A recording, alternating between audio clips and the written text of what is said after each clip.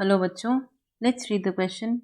With the increasing distance from the heart, the elasticity as well as the magnitude of the muscular layer of arteries would, यानी कि जैसे जैसे heart की जो arteries है उनकी डिस्टेंस हार्ट से बढ़ती जाती है तो उसमें जो उन आर्टरीज की वॉल्स में जो इलास्टिसिटी होती है, जो लचीलापन होता है, या फिर जो उनकी मस्कुलर लेयर की मोटाई होती है, मैग्नीट्यूड होता है, वो क्या करता है?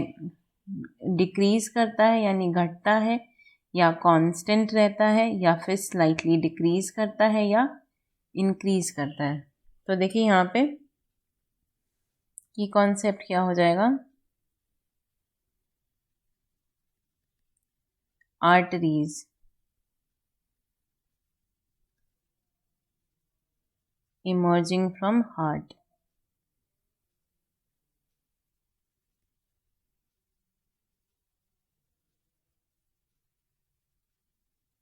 हम ऐसा फ्रॉम हार्ट क्यों कह रहे हैं? क्योंकि ये क्या करती हैं? ये ऑक्सीजनेटेड ब्लड को हार्ट से दूर ले जाने का काम करती हैं, बॉडी के अलग अलग पार्ट्स तक पहुंचाने का काम करती हैं। सो दे कैरी ऑक्सीजनेटेड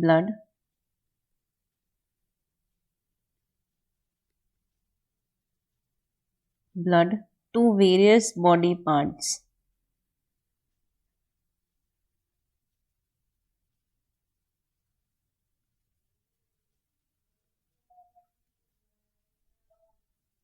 अब देखिए यहाँ पे एक जनरल चीज़ ये है कि जो आर्टरीज की वॉल्स होती हैं वो थोड़ी ज़्यादा कैसी होती हैं? दे आर नैरो, और ये थोड़ी ज़्यादा इलास्टिक होती हैं as compared to veins. So arteries are thicker than veins.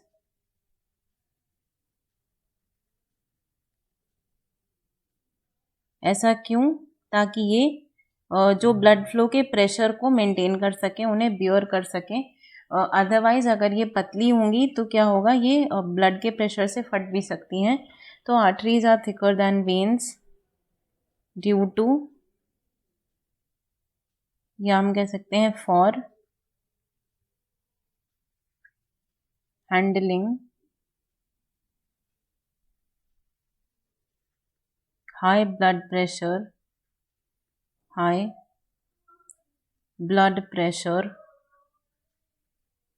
In the vein, in the arteries. Arteries में जो ब्लड का प्रेशर है वो ज़्यादा होता है, इसलिए इन्हें ये अपने ब्लड प्रेशर को बियर कर सकें, इसके लिए आर्टरीज की वॉल्स जो हैं वो थिक होती हैं. अब देखिए जब यहाँ पे आर्टरीज की वॉल्स की बात हो रही है तो आर्टरीज भी दो तरीके की बॉडी में होती हैं. एक होती है इलास्टिक आर्टरीज और एक होती है मस्कुलर आर्टरीज. तो जो आपकी इलास्टिक आर्टरीज होती हैं,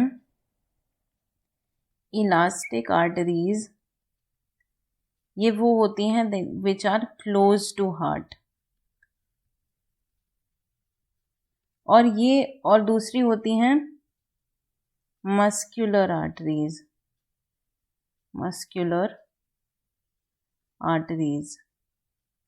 अब इसमें कौन कौन सी आती हैं? जो कहीं दूर दूर बॉडी में जो आर्टरीज प्रेजेंट हैं वो सब आती हैं, जैसे कि branchial artery, radial artery, femoral artery, ये सब आती हैं.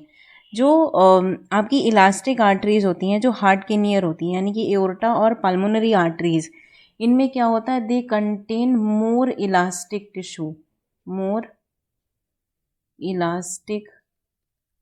टिश्यू. इनकी जो लेयर होती है, ये जो एक आर्टरी है उसकी 3 लेयर्स होती हैं. उसमें से जो ट्यूनिका मीडिया होती है, यानी जो बीच वाली लेयर होती है, उसमें ज़्यादा इलास्टिक टिश्यू प्रेजेंट होता है इलास्टिक आर्टरीज में as compared to muscular artery. यानी कि जो पास में प्रेजेंट होती हैं वो ज़्यादा इलास्टिक होंगी. Muscular arteries these are less elastic in comparison.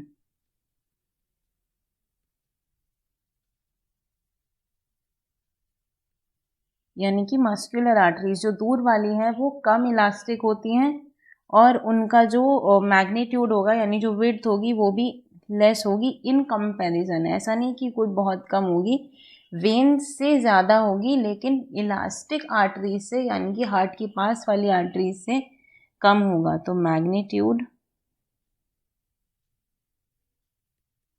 Is also less in comparison. तो यानी कि ये क्या करेगा, डिक्रीज करेगा। तो आंसर क्या हो जाएगा यहाँ पे, option A decrease. With the increasing distance from heart, the elasticity as well as the magnitude of muscular layer of arteries would decrease, क्योंकि अभी हमने कहा कि much more, ये काफ़ी ज़्यादा, यहाँ पे काफ़ी डिक्रीज, स्लाइट डिक्रीज नहीं होगा, it will be a significant decrease. तो यहाँ पे आंसर वुड बी